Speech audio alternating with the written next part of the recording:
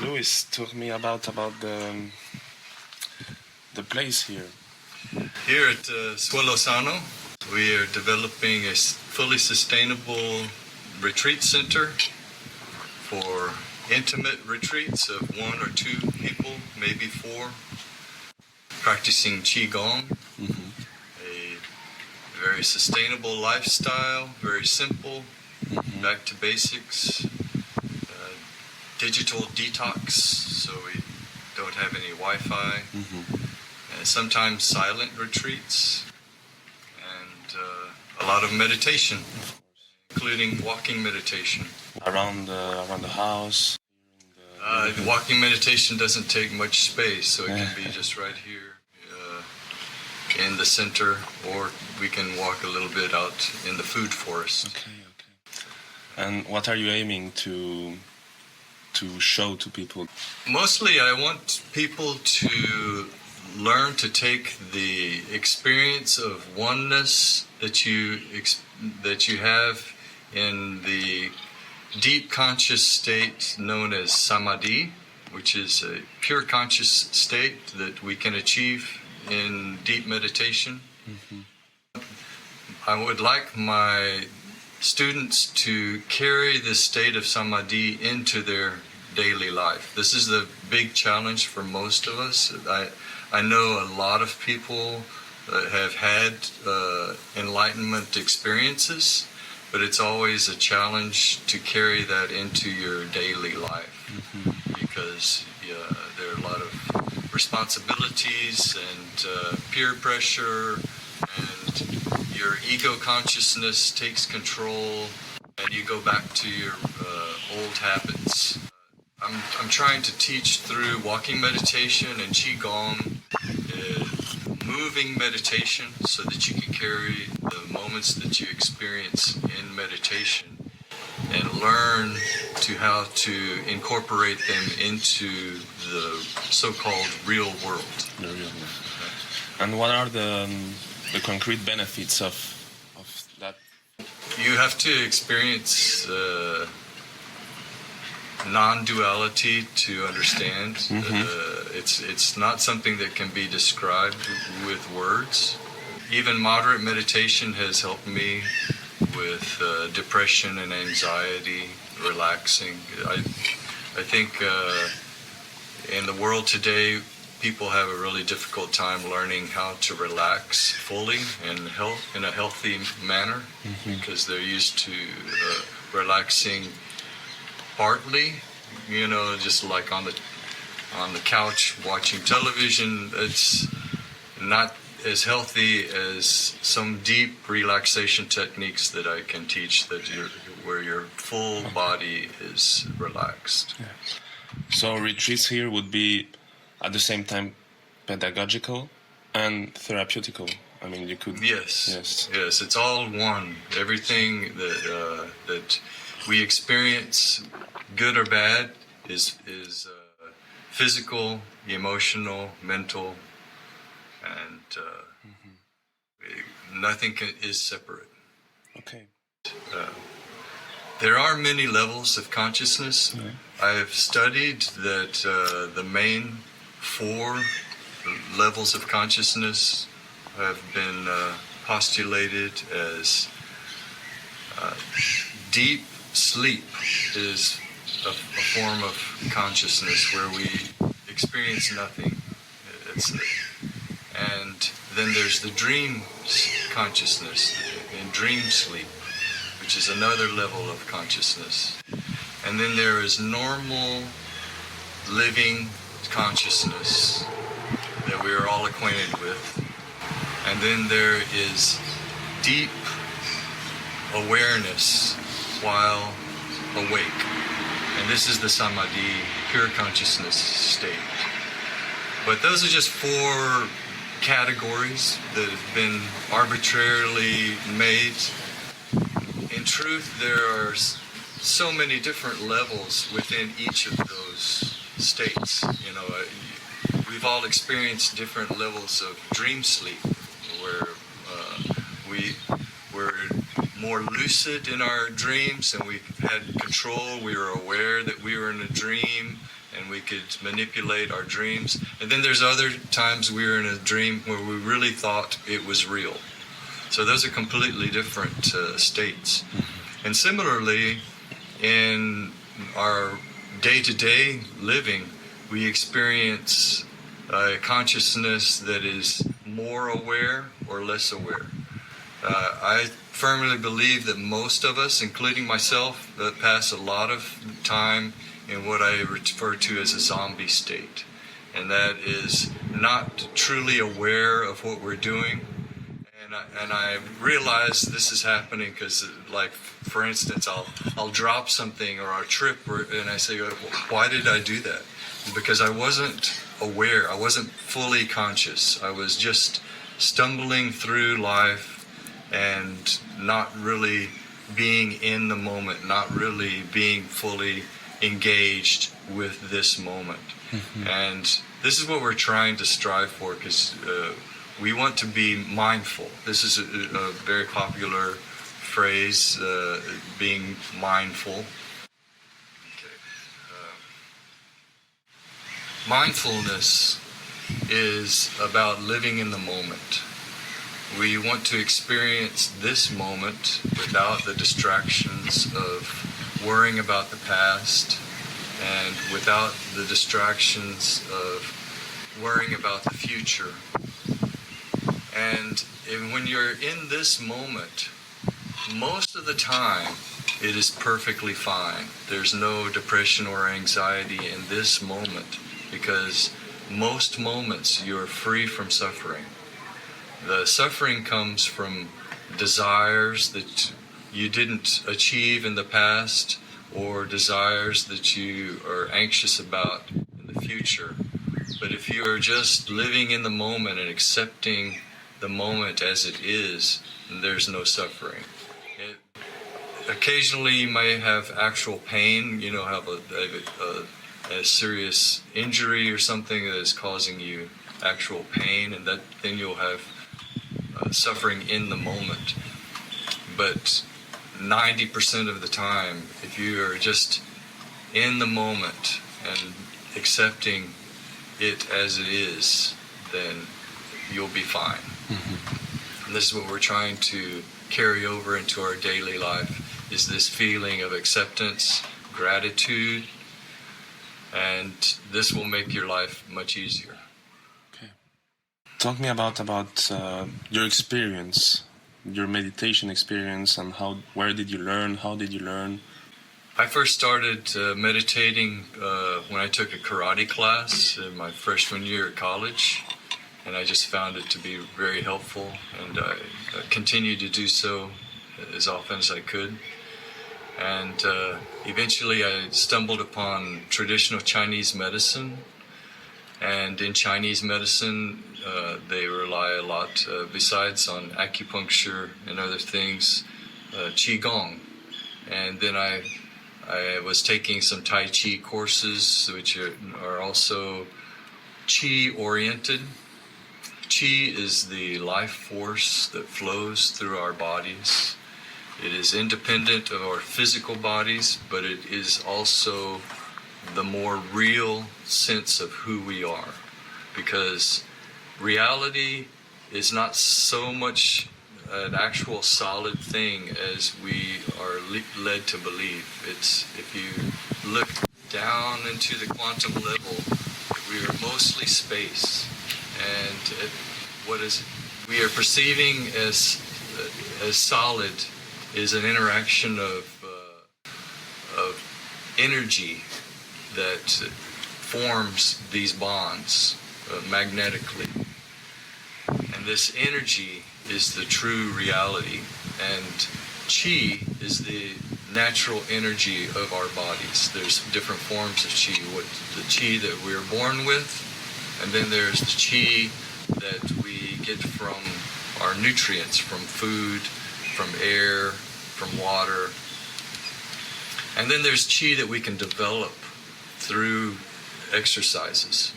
The correct movements, especially done on a daily basis, will really improve your Qi flow.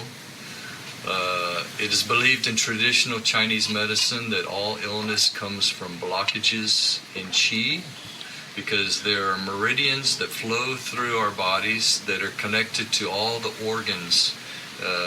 These meridians are connected in pairs with like the heart and the lungs, the stomach and the spleen. All of these meridians are connected, and if they're kinked in some way, there's a blockage, you can suffer some kind of illness or problem with one of those organs. Mm-hmm. And it's all one big system. So if you can do exercises daily that open the qi that's flowing through all of your meridians, it will go a long way towards good physical health. And when you have the physical health, of course, you have emotional and mental health as well. Qigong has been part of my daily routine for the last 25 years. As soon as I started practicing it, I realized this is what I was missing in my life and what would really help. And it hasn't been a discipline for me. It's been something that I just enjoy doing. As soon as I wake up in the morning, I want to practice Qigong. It's more important to me than breakfast. And what I do as a daily routine for the last 25 years is I wake up, practice Qigong for at least 10 minutes, maybe 20 normally, maybe 30. And then I meditate for as long as I have available. Could be only 5 minutes if I'm rushed, up to 30 minutes if I am in a good state with no responsibilities. And then I can think about breakfast and the rest of my day. What I'm aiming for in meditation is learning to enter the samadhi state at will. And this is a challenge. This is what a lot of people are doing. They're trying to reach nirvana, is something that some people call it. Samadhi is a state of non-duality. And what non-duality means is that duality is how we see the world, black and white, dark and light, good and bad. Everything that is categorized is dualistic.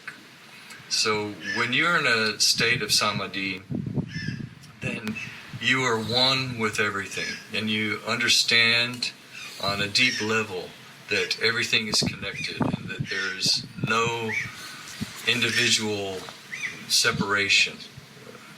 We are all connected. There's no good and there's no bad. It's all the way it is, and the way it is perfect. Mm-hmm. And what I'd like to teach is how to enter this samadhi state and then gradually enter your daily routine in movement through walking meditation, through qigong, and learn how to keep that oneness in your mind and how to avoid the chatter and the negative thoughts that come from the ego consciousness. Mm-hmm. Humans are part of the universe with a separate consciousness or a unique consciousness. I believe that all things in the universe, whether animate or inanimate, have a version of consciousness. And when we're in the samadhi state, we understand that you don't have to have language. You don't have to have thought to be conscious. And this is what we're experiencing in deep sleep. We're not thinking, and we don't have the inner dialogue that we have during our waking life. But yet we are still conscious. We're not dead. And this, I believe, is a consciousness that perhaps trees have, maybe rocks, who knows? There's consciousness throughout the universe because there's no real separation. And since we are all energy and we are all made up of space, empty space, the illusion of separateness is just that. It's not real. I am talking, but I am really just this ego consciousness that is associated with this individual body. And when you speak, you are speaking through the ego consciousness that is associated with your body. The ego consciousness is very complex, and it can be very problematic. And a lot of meditators believe that they're trying to destroy their ego, but that's not a good thing. The ego is very powerful and it's very important, and if you try to destroy your ego, then it's not going to end well.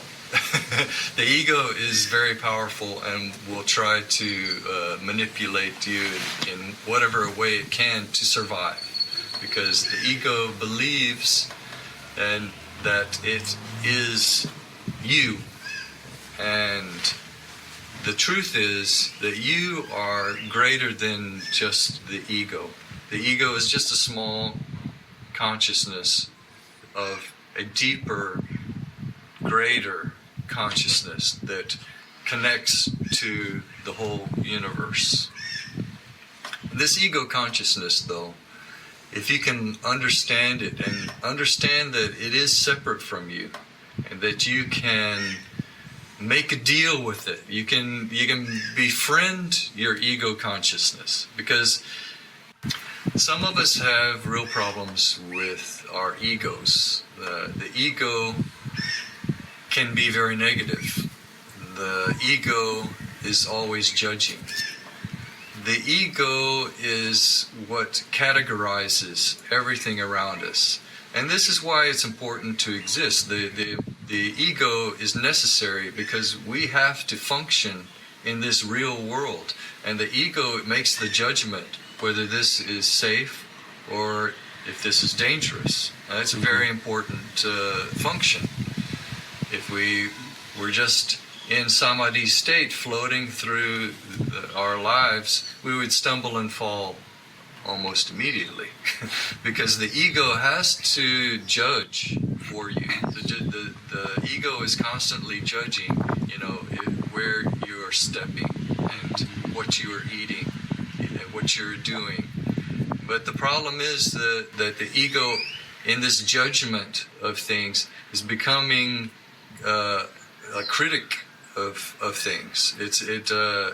In judging whether something is good and bad, it becomes accustomed to judging other people as good and bad. Mm-hmm. And this can be true in the moment. Like a person can behave badly, and that's a bad person. But that person is fluid, just like you are. We're all changing, and we all have done bad things, and we are just bad in that moment, from the ego's judgmental point of view. Mm-hmm. But if you judge a person, or let your ego convince you that this person is bad and that they are always bad, that's wrong. And that's the same thing with almost everything that we experience. Mm-hmm. Everything is in the moment. So we can experience a feeling. We can experience depression or anger or joy, and the ego categorizes this situation and tries to convince you to avoid or repeat a situation as need be, to experience that or not to experience that.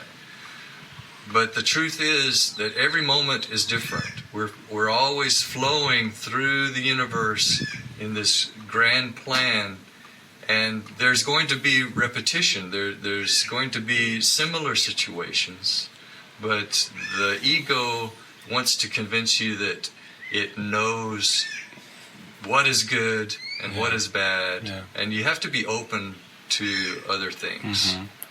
So the ego lives in the past somewhere. The ego is constantly living in the past and the future. The ego has it does not really exist in the moment. Or the ego it's best to say that the ego is silent in the moment. And this is why if you are mindful or in the samadhi state, the ego is still there, but it's being silent. Okay. The ego is what accesses all the memories that you have. So it's very important that the ego can access these memories, and it also has a great ability to use those memories to project what may happen in the future.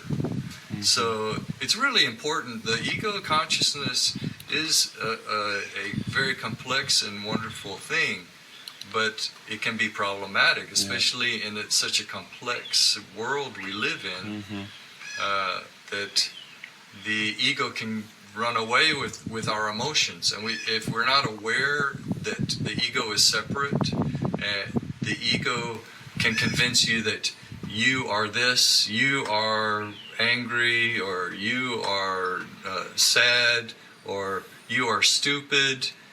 And none of this is true. You know, you are a cosmic being, and the ego is just merely manipulating you to achieve whatever it believes is necessary. The ego is very attached. You know, one of the things in Buddhism we practice is letting go of attachments, because the ego gets attached to this kind of food, gets attached to this person, gets attached to this activity, this music, and says, this is my favorite, this is my thing, you know. And if you're open to all these other things, your life is going to be much more rich. And where do you think ego has its roots? Where did it start? It's a big question whether animals have the same type of consciousness we have. I think we see evidence of an ego type of conscious in our closest animal friends, like dogs and cats, horses, monkeys, birds even, because they have memory. You know, because they have memory and they develop personality. But I think it's an ancient development in consciousness, because, like I said, it's very important to be able to access memories and to make a judgment whether what we're doing now or what we're going to do next will be good or bad. And that's the basic origin of the ego consciousness, is making the judgment of, should we do this? Is it safe? Or should we do this? Is it dangerous? This is a basic function of the ego consciousness, and it's just developed more as our civilization is developed. Where does the consciousness go after death? That's a good question. Personally, I believe that it's very similar to the samadhi state, because when I was living in Austin, Texas in 1988, I believe, I had what is known as a pure consciousness event. At the time, I didn't know what it was. I hadn't studied or read about so many enlightenment experiences from other people. This was very personal, and at the moment I thought I was like unique to have this experience. I had been painting, and it was a very deep, dark surface, and I just kind of lost myself into the painting, and I achieved this state that later I found out is samadhi, or a pure consciousness event. And what happened was I lost myself. I was no longer an individual. I was no longer a body. I was no longer in the apartment. I was just pure consciousness. And I don't even know how long this lasted, because in this state, time doesn't exist either.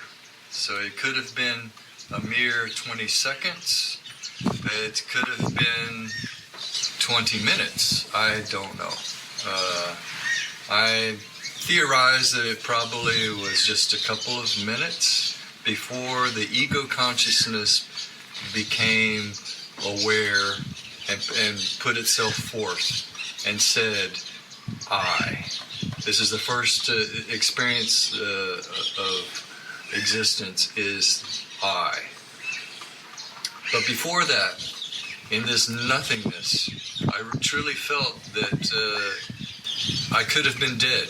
I could have, this is, and this is maybe just before the ego said I, or maybe the very first thought of the I was, am I dead?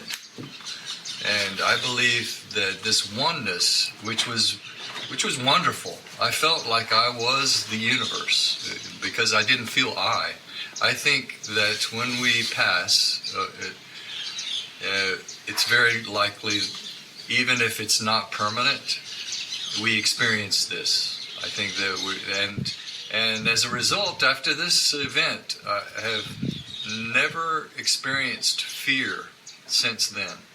Not for my own self. Fear of death. Not fear of death. Mm-hmm. I have fear of bad experiences in life. I have fear of loss of loved ones.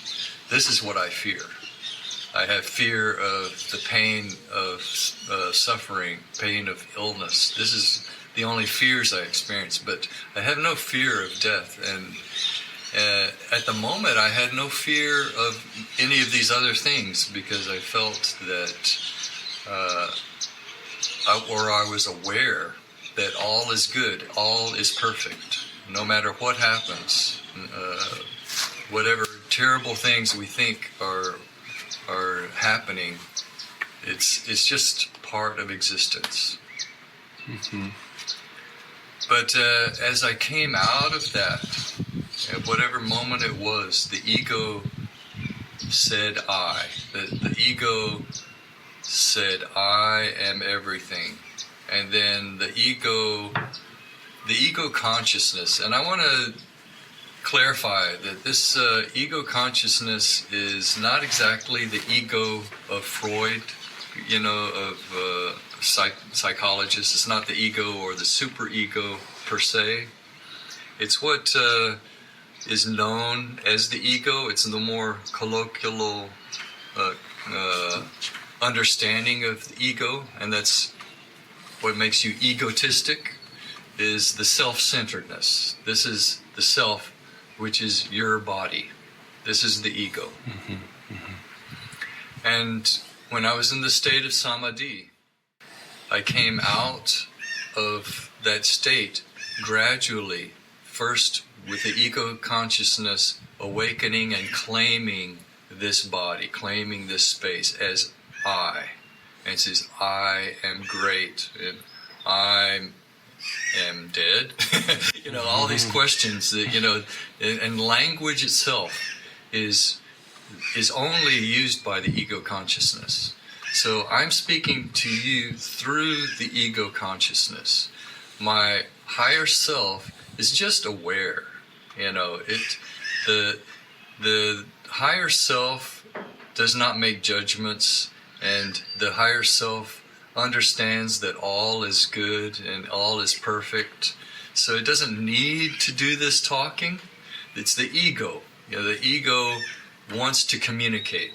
And this is another important function of the ego, is that we communicate between individuals and share information. This is why, as a species, the humans can achieve so much, good and bad, is because we are communicating one with the other. And it's our ego consciousness that is communicating with the other ego consciousness. Mm-hmm. Mm-hmm. Certainly there's life that is beautiful in plants and animals that doesn't have this ego consciousness as we know it. And then there's also states that humans can be in, that zombie state where they're just, driving along and they get to where they're going without even being aware of what they were doing. Mm-hmm. And this is an ego-free experience. and then also maybe in a coma or deep sleep, where there's no ego in the deep sleep state. What is your opinion on reincarnation? Reincarnation is a popular belief in many cultures, including Buddhism, which is what I aspire or I relate most to the Buddhist religion, but I don't feel that I'm following that Buddhism as a religion. I'm a Buddhist in methodology and in philosophy, and one of the things that the Buddha taught was to doubt. So you can, it's part of their belief system to doubt, and I doubt the reincarnation belief, just because from my samadhi experience, I understood that we are all one, and when this body perishes, then our consciousness is just that higher oneness. Now, I find it fascinating, and I know that the Buddhists have experienced deeper states of samadhi than I have, and a lot of them have come up with different theories that make a little sense. One of them is that with reincarnation, it's not our complete soul, because we don't have a complete soul that's associated with our body. We are part of the greater consciousness, but there can be karma seeds, and this is a theory that I've read about, that we can create seeds of karma that exist beyond death, that are passed on and picked up by another newborn human, and they receive these seeds of karma, and their lives are developed according to the karma that is carried forward. I believe also that anything is possible. So reincarnation could easily be possible.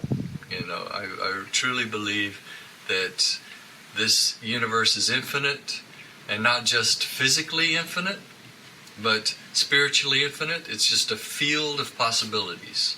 So anything that you can imagine can actually exist. That's my personal thought. So you have to be careful what you imagine. You may be manifesting something that you don't want to exist, but it does. Okay. Do you think there's like a driving force in the universe that connects us all and just shows us like the way of going through time and space? This is a good way to postulate about God. God could be a driving force. It's very complex. I'm not sure if I could even imagine such a great thing as God, a force that has a plan. It's very possible, but I don't go there because I know that my brain is just too limited to conceive of something so great. I find it healthier just to accept that whatever is happening is perfect. Yes. Whether it's random or if it's a plan. I do think that the greater consciousness could be interpreted as God, and if that's true, then it's important that we all are together and combine our consciousness so that we can create a force. Because as individuals, we each have a force that we can flow with. Yeah. We manifest our reality. We create our reality. Literally every day when we wake up, we are creating a new reality from the decisions that we make. And the decisions that we make today affect the future, where we're going to be, and what we do. And so we're literally creating our reality. So if we want to join with the grand force that could be God, we need to all get together and to be conscious of what the greater good is. Because surely, if there is a greater force, if there is a God, it's for goodness. It's not for evil. These are judgments that the ego makes, though. In truth, I believe that all is one and that there is no judgment. But there could be a plan from moment to moment, and from the point of view of a great being, these moments could last millennia. So there could be a plan for the millennia for our species, and it would be important for us as individuals to come together mentally and spiritually and be a force for this good. To follow this path that this greater being has for us. What space does love take in all this? This is the complications of speaking, of communicating with language, because language is inherently false. And one of the examples is that whenever I say the word love, you're going to have a different understanding than I have, because it's a very complex concept. Each word is a symbol for a very complex thing. Some things are easier to understand if it, like an apple. We have a pretty good understanding of what an apple is, because that's, we have a certain color associated with it, although it can be several different colors. A shape and a taste. We know what an apple is. But love, God, like God, is so complex. When I say I love you, that can be true, but you may think it's in a different form than I'm meaning. So love is a very complicated thing, but love can be interpreted as the life force of the universe, and it also could be interpreted as the creative. Love could be interpreted as the creative force of the universe, because when we bond with love, we're creating a union. But yes, there's so many different forms of love. It's very easily misunderstood, though, because we often use the word love when what we really mean is we need desire, and desire. Yes. So it's I love you. When you're talking to a partner, you're often meaning I need you. I really, really need you. Because personally, I love everyone. I love all things. There's a lot of people I can't stand to be with. I love them, but I understand there's a misaligned energy there, and we misunderstand each other because our ego consciousnesses don't speak the same language. Even it could be English or whatever language, but we still are not understanding because our energies are misaligned. But it doesn't mean I don't love them. Yeah, you can love anything, actually. You can love an apple, you can love whatever.